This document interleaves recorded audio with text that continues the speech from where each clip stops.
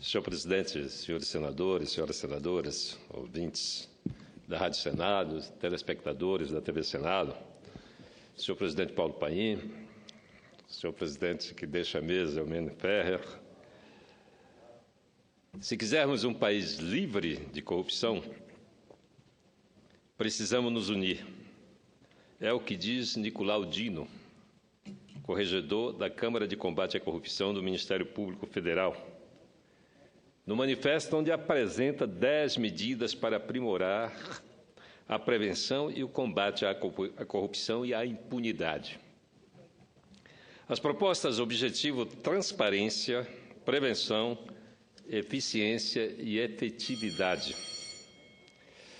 Concordo em gênero, número e grau com a portaria da Procuradoria-Geral da República do Ministério Público Federal, número 50, de 21 de janeiro de 2015, assinada pelo Procurador-Geral da República, Rodrigo Janot, que resultou nas 10 medidas propostas pelo Ministério Público Federal, fruto de estudos desenvolvidos pela Força-Tarefa da Operação Lava Jato.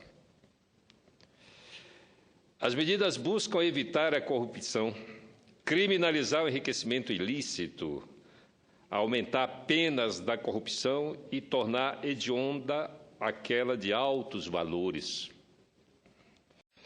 Agilizar o processo penal e o processo civil de crimes e atos de improbidade. Fechar brechas da lei por onde criminosos escapam. Criminalizar o Caixa 2 e lavagens eleitorais.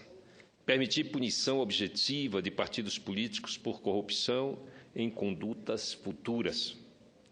Viabilizar a prisão para evitar que o dinheiro desviado desapareça. Agilizar o rastreamento do dinheiro desviado e, por fim, fechar brechas da lei por onde o dinheiro desviado escapa. As medidas geraram anteprojetos de lei que se encontram no Congresso Nacional desde o 1º de junho. Neste momento, a sociedade se mobiliza em defesa das medidas através da coleta de assinaturas que pode dar origem a um projeto de lei de iniciativa popular.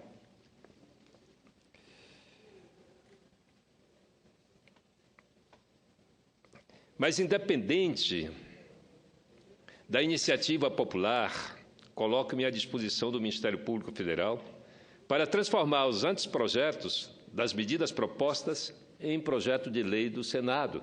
E tenho certeza que o senador Paulo Paim também seria signatário desses projetos de leis, com base nas 10 propostas do Ministério Público, assim como o senador Eumênio Ferrer.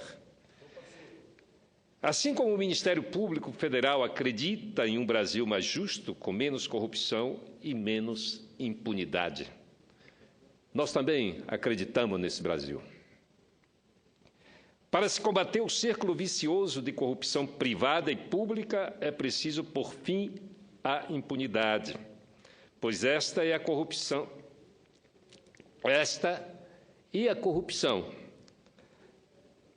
aparece intimamente relacionada em diversos estudos. Impunidade e corrupção caminham de mãos dadas.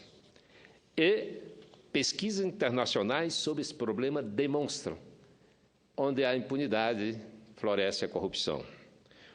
Os ministérios públicos têm trabalhado com rapidez e agilidade nos processos envolvendo crimes de corrupção, mas nem sempre alcançam a justiça, porque o sistema favorece a demora, a prescrição e a anulação do caso com base em formalidades.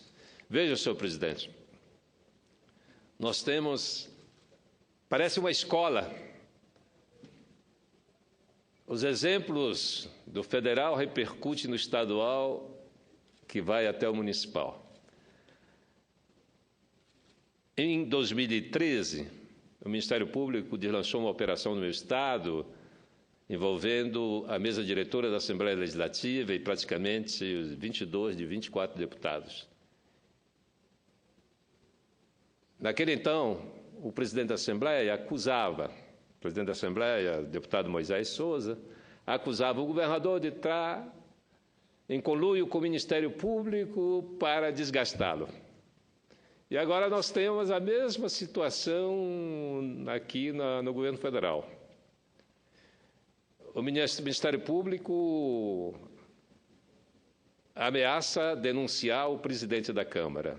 Ele aparece envolvido na Operação Lava Jato. E ele parte para cima da presidente da República e também para cima do procurador-geral, como se esses fossem os culpados pelo seu envolvimento em algo ilícito. A estratégia é a mesma, para confundir a opinião pública. Mas eu tenho a impressão que as nossas instituições nunca estiveram tão fortalecidas como estão nesse momento.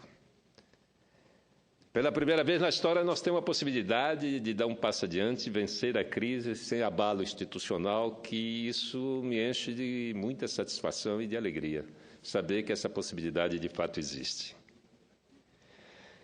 Senhor presidente, eu dei a minha contribuição ao combate contra a roubalheira que assola o nosso país desde os tempos da colônia, né?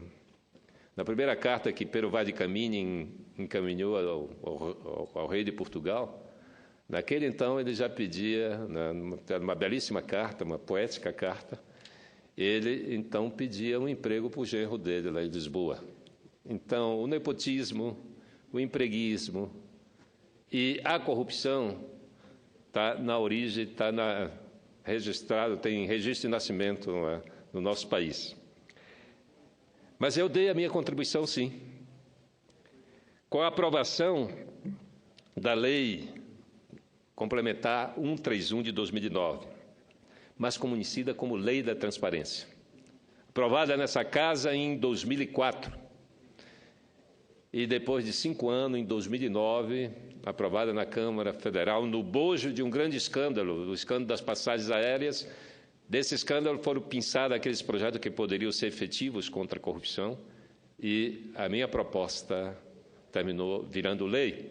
E agora o Ministério Público apresenta 10 propostas que nós podemos transformá-las em lei para efetivar o combate à corrupção.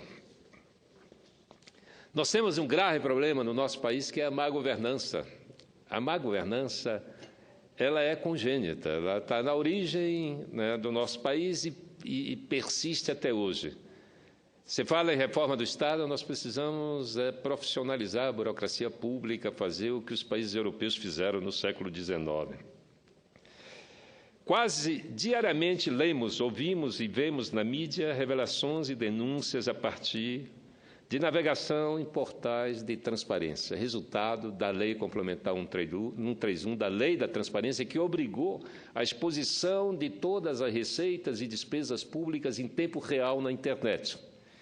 E isso tem dado um resultado fantástico. Diariamente, os jornais, alguns jornais se especializaram em consultas diretas a esses portais para poder, então, informar os seus leitores. Um exemplo disso está exposto no artigo A Casa da Mãe Dilma, que eu diria que é a casa do Brasil, de Gil Castelo Branco, presidente da Associação Contas Abertas, publicado em O Globo de ontem. Em seu texto, Gil Castelo Branco apresenta dados do portal da Transparência do Governo Federal, relativo à quantidade de servidores do Executivo da União.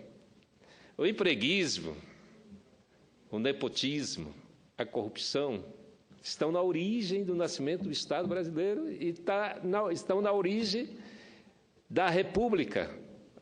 Desde 1889, com a proclamação da República, a meia dúzia que organizou esse país, organizou para poucos e organizou para os parentes, para os amigos, enfim. Segundo Gil Castelo Branco, em março passado, a quantidade de servidores da Presidência da República era de exatos 18.388 servidores. Só a Presidência da República. Revela ainda que, apesar da capital ter sido transferida de Brasília há 55 anos, no Rio de Janeiro estão lotados 102.623 servidores públicos federais ativos do Poder Executivo, enquanto em Brasília são 70.251.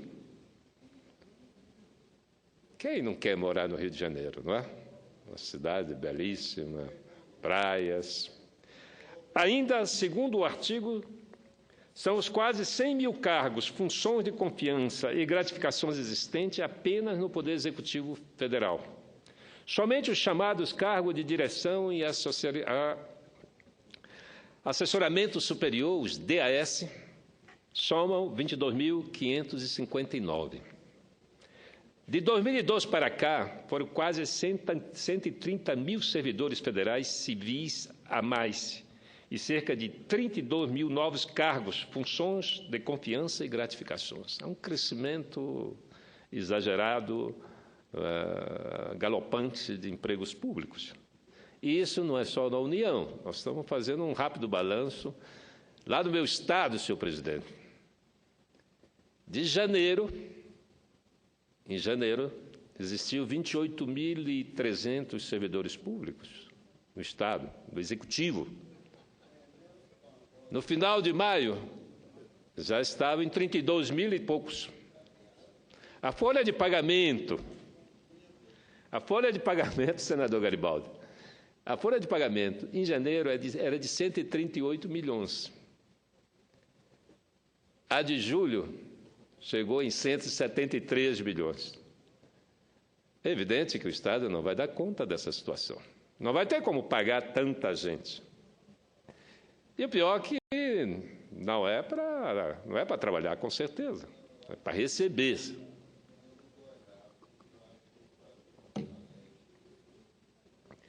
No caso do governo federal, infelizmente, o governo federal insiste em um ajuste fiscal que esfola a população. A gente tem visto aqui, né? Sobrecarrega os trabalhadores, as empresas, e favorece os de sempre, as elites, né? Ao invés de enxugar a máquina pública e encampar as medidas eficazes para o combate à corrupção, proposta pelo Ministério Público Federal, faz o contrário, sobrecarrega a sociedade. Em tempo de crise, é necessário medidas de contenção de despesas. Para encerrar, senhor presidente, eu vou dar um exemplo que eu vou até falar baixo aqui, porque eu corro um certo risco, não é? Quando eu assumi a prefeitura de 1989, isso dificilmente aconteceria em nossos dias. Em 1989, eu assumi a prefeitura, me elegi em 88, e em 89 assumi. Uma das primeiras medidas, senhor presidente, foi encaminhar à Câmara de Vereadores um projeto de lei para reduzir pela metade o salário do prefeito, do vice-prefeito e dos vereadores, e foi aprovado. Se qualquer proposta nesse sentido hoje, o propositor sai apedrejado. Com certeza, os tempos mudaram nesse país, e mudaram para uma atitude, digamos, mais egoísta, menos altruísta. Portanto, aquele exemplo lá de 1989 poderia prevalecer hoje, não é? Há uma crise, então todos nós temos que apertar o cinto, todos nós temos que dar a nossa contribuição. Era isso, senhor presidente. Muito obrigado.